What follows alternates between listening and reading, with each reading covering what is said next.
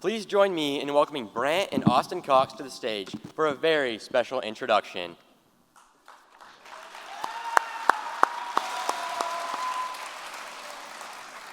Hello, everyone.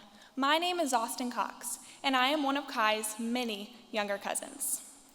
You see, servant-hearted, hardworking, and full of life are all traits that most people will try to achieve. But for my cousin, Kai Cox, all of those traits came naturally. Kai has always been one of my biggest role models. Growing up, he was the one I wanted to become. I'm beyond proud of Kai and all of his achievements, not only for becoming a state officer, but also with holding his profound faith and becoming the person he is today. It is clear to me that if more people were like Kai, the world would be a better place. Howdy. My name is Brant Cox. I am Kai's oldest and the best looking brother out of all of us. There's a lot I could tell you about Kai, but I only have about 30 seconds, so I'll condense it down into 3 very important points. 1, Kai loves agriculture. I wish I could share a photo of him with you that I keep just so I can embarrass him, but this picture shows a very blonde and a very sunburnt 5-year-old feeding a bucket calf in nothing but his underwear and cowboy boots. Number 2, Kai does not know a stranger. It doesn't matter who you are or what background of life you have. Kai will gladly shake your hand and talk to you longer than you probably want to. And number 3, Kai is a man of faith and integrity.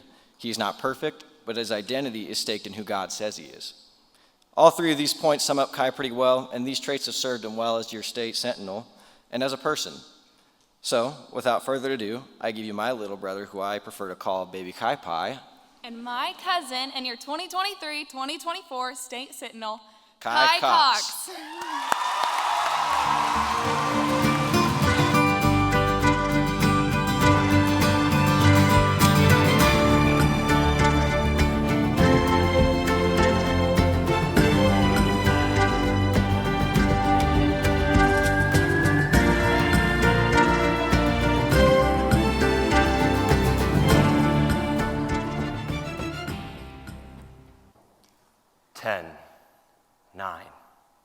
My stomach started to churn. 8, 7, 6, my legs felt like Jell-O. What had started as a casual day out on the lakes quickly changed to one of the scariest moments of my life. It was a comfortably warm summer day out at my favorite camp, K Kauai. Today, I was especially energetic as it was our age group's turn to face the legendary Dock Tower dive of Lake Taneycomo. Only the toughest and bravest of campers could ever make the jump. The reason being, not only is the tower built taller than the standard high dive, but Taneycomo is known for being freezing cold, no matter the season. And to top it all off, it was made of this rickety old wood. I swear it was like minutes away from collapsing.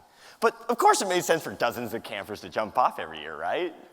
So, with anxious children in tow, our counselors marched us down to the docks, equipped us with our life jackets, as if they'd be enough to save us from hypothermic shock, and lined us up to jump. I was lucky enough to score a spot towards the front, and before I knew it, I was climbing my way up that ladder. And as I was pulling myself over the last rung, one of the lifeguards on duty had this genius idea. He goes, "Hey, don't look down." So naturally, what do? I look down. Thanks a lot, Chad. My fearless and energetic self that had just climbed that ladder was transformed into the most terrified, shivering middle schooler you had ever seen. Horrified of the jump, the freezing cold water, and the possibility I might belly flop and die, I pleaded with the staff members to let me down. But then, my counselor and my small group leader, Michael, he called out and he said, "Kai, don't psych yourself out. You can do this. I'm going to count down from 10, and you're going to jump." Reluctantly, I gave him a nod of approval and listened for his count. 10, 9, my stomach started to churn. 8, 7, 6, my legs were Jell-O. 5, 4, 3, I knew it was now or never, so I closed my eyes and began to run. 2, 1, and I jumped. What felt like the longest 10 seconds of my life quickly ended as my nerves were shocked by the icy water. As I breached the surface, I gasped and I looked around to to see applause as everyone cheered me on. I had done it. I was now one of the courageous campers who defeated the Dock Tower dive of Taneycomo. Now, we might not all be facing a high dive, but how often do we stand in fear of the challenges ahead? We all have goals and accomplishments that await us, but we become paralyzed by fear.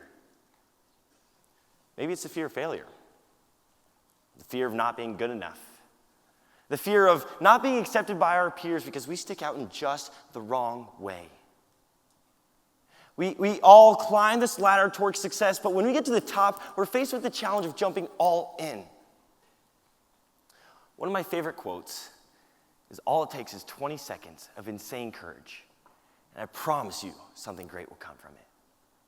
But personally, I believe that even 10 seconds can lead to something incredible. Just a short burst of bravery that can help us break through discomfort and face our challenges. Where in our lives do we need a short burst of courage?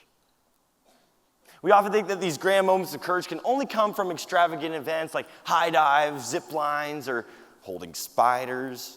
Ugh, I'd rather not. But somewhere where we are physically challenged. Really, all we need to do is get ourselves out of our comfort zones. My sophomore year, there was this puny little football player for the Northern Valley Huskies that wore the number 20. His name so happened to be Kai Cox. I won't lie, I was this tiny little 140-pound kid who had to start on the defensive line. I can't say I was much of a force to be reckoned with. Being pummeled game after game left me wondering, how would I ever make a difference on my team? That was until we played the Weston Coyotes, where I met an athlete who would change my life. See, after the game, we shook hands with the opponents, and we made our way back to our huddle, and this random guy just limbers on over, and he taps me on the shoulder. Now, this broke a multitude of social norms. All right, now first, we were just getting out of COVID, so it was kind of breaking that whole social distancing thing, and, well, second, we had just played a football game and are all jacked up on adrenaline, looking for any outlet to use it on. But third, he takes off his helmet, and he asks if we'd like to pray with him. Though shocked, my team happily obliged, and we gathered around for a moment of prayer. And when we went home that night, the moment replayed in my mind over and over again. How could a complete stranger make such a powerful moment? And he brought two teams who were relentlessly trying to pulverize one another for a moment of fellowship, brotherhood, and spirit. And he did it all by saying a few words. Would you all like to pray with us? And it clicked. What's stopping me from doing the same thing? So after the next game, I had one goal in my mind, and I don't know if it was a post-game adrenaline, but I was trembling. And so we shook hands with the other team, and we made our way back to our huddles, and I thought, it's now or never. So I turned around, and I walked over to the opposing team. Tapping someone's shoulder, I used a burst of my own courage to ask that simple question. Would you guys like to pray with us? From that game on, my team would always join the others for a moment of fellowship and brotherhood.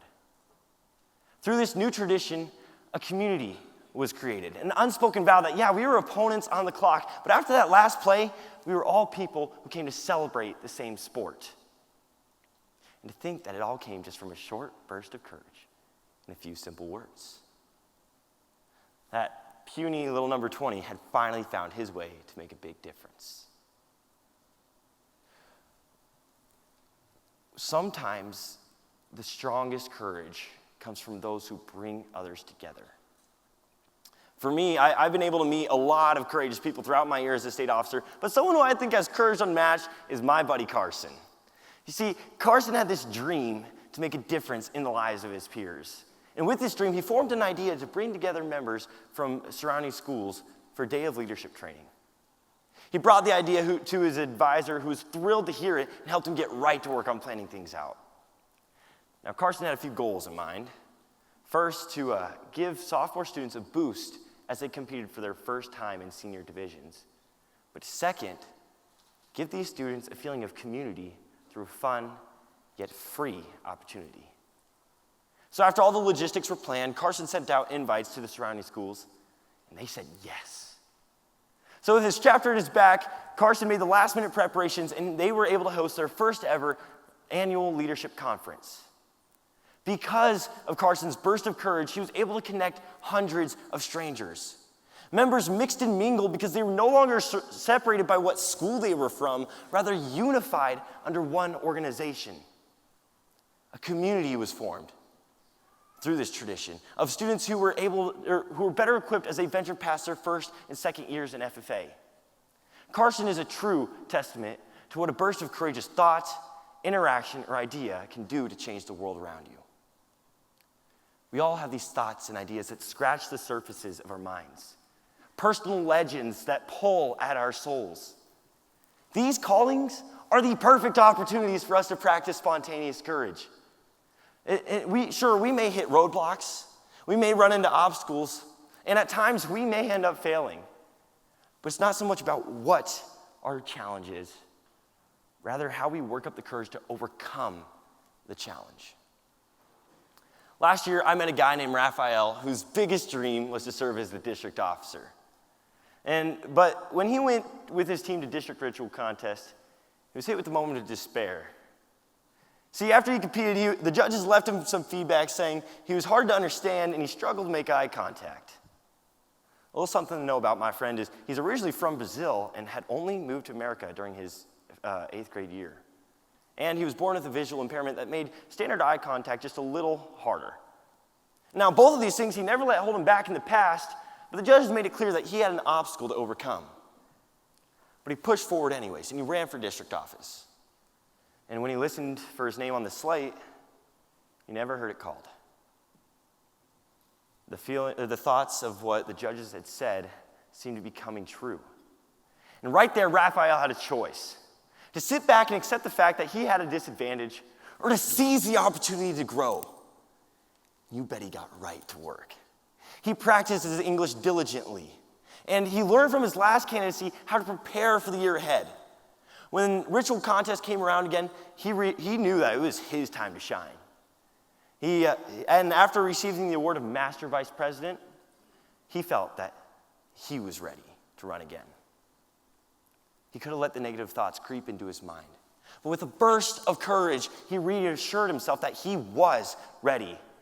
Because of that burst of courage, Raphael now proudly serves as a Northeast District Officer and is a true testament to internal courage. Not because he was elected, but because he had the courage to get back up and run again. No matter the fear, phobia, challenge, or obstacle in front of us, it takes courage to overcome. We don't have to go to extreme heights, set up elaborate workshop conferences, or run for leadership positions. Sometimes all it takes is the most powerful two-letter word in the English language: hi.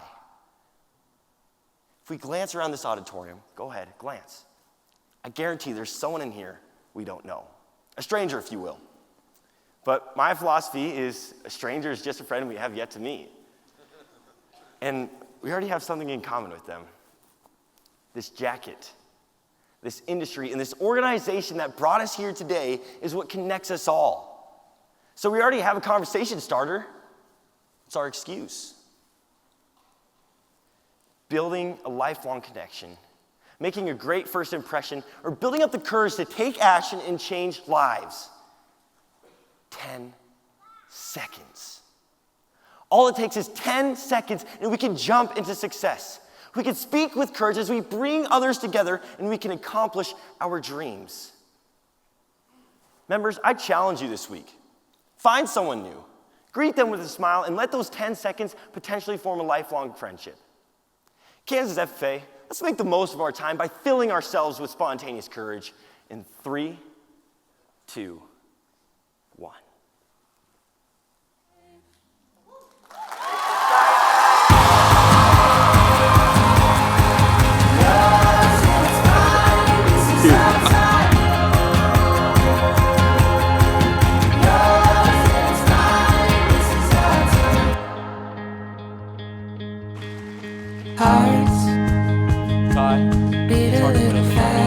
Just how much you mean to us.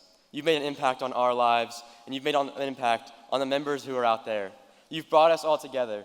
That smile and that bubbly personality have all made us better people. Continue to do all that you do, and thank you for your friendship throughout this whole year and for the rest of our lives. Kansas FFA, join me in thanking your 2023-2024 Kansas FFA Sentinel, Kai Cox.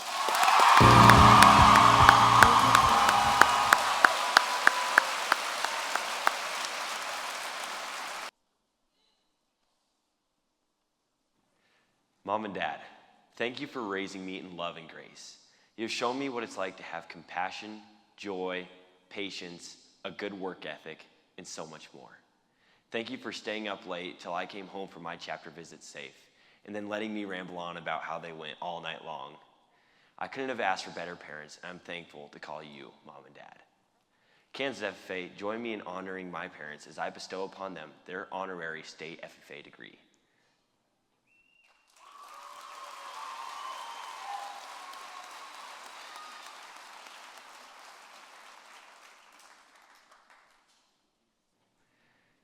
Mr. Sherman, thank you for listening to all the wild ideas I threw at you senior year. You may not have known what kind of crazy our chapter was getting you into, but you supported us wholeheartedly all the way as we followed our passions. Thank you for being in my corner as I pursued the whirlwinds of state office. Mrs. Kraft, I wouldn't be the leader I am today if it wasn't for you.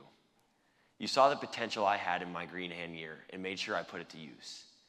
Chapter, district, and state office could not have been possible if it wasn't for you to help me achieve them. You're an amazing teacher and an even greater friend. Kansas FFA, join me in thanking my advisors, Mr. Edward Sherman and Mrs. Alyssa Kraft.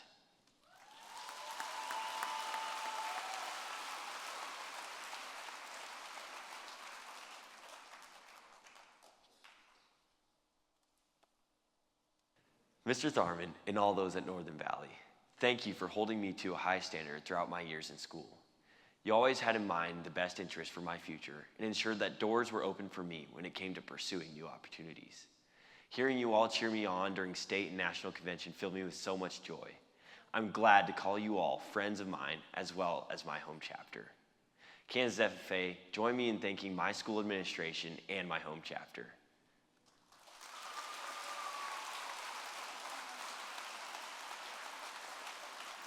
Kansas FFA, join me in one last round of applause for Kai's supporters.